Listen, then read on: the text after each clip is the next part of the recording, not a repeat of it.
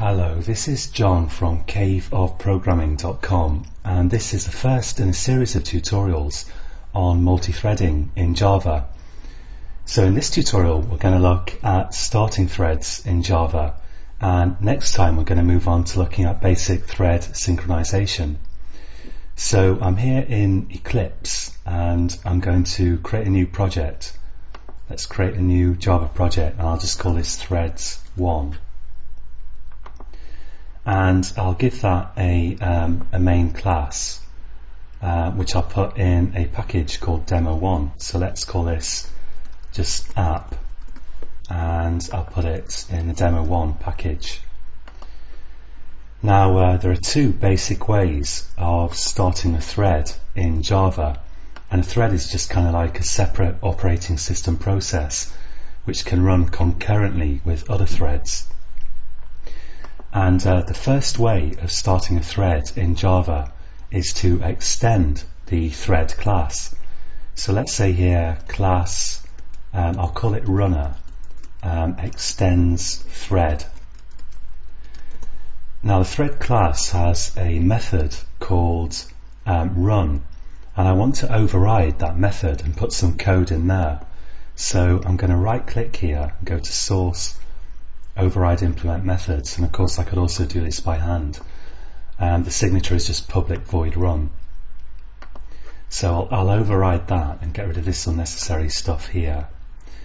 Now in run I'm going to put some code that I want to run in its own separate thread, and I'm just going to put some code in here to simulate doing some useful work.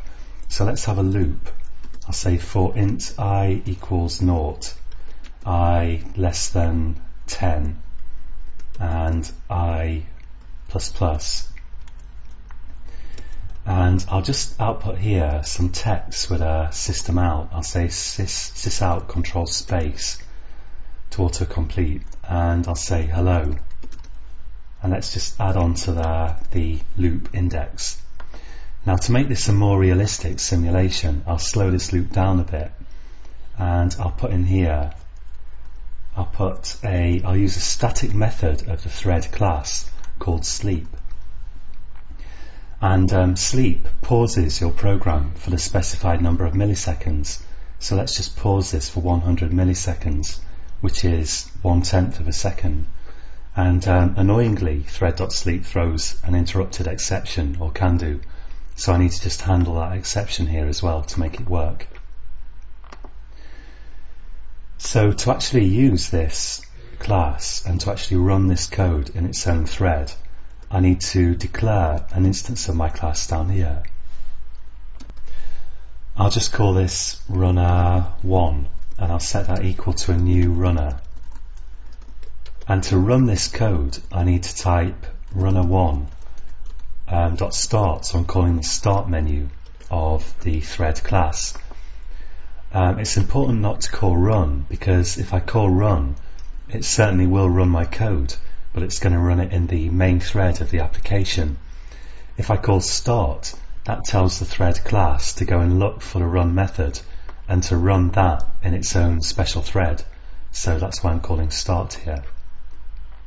And if I run that now, I'll see some code, and it's just running, and it's actually running in its own thread. And to prove that, let's just copy this, and I'll have another runner, runner2, and I'll run them both at the same time.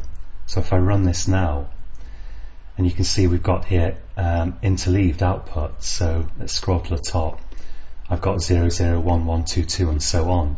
So both loops are running concurrently, they're running at the same time, and that's kind of the whole point of threads, that you can run code simultaneously.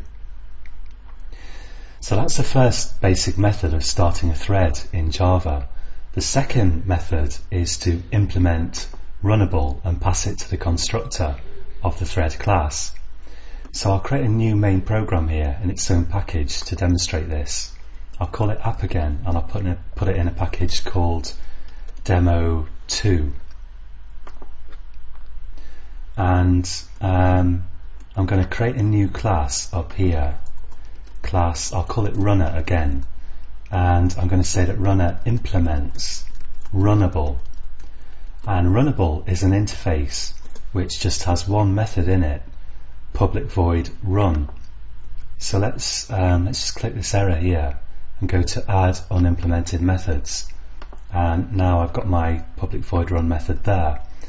And just as before, so this is the last lot of code, I'm going to put my code that I want to run in the public void run method. So I'll just copy that and I'll paste it in to the run method of my class that implements the runnable interface. And now to run that, I'm going to declare an instance of the thread class. I'll call it T1, and I'll set that equal to a new thread, and I'll pass an instance of my runner class here to the constructor.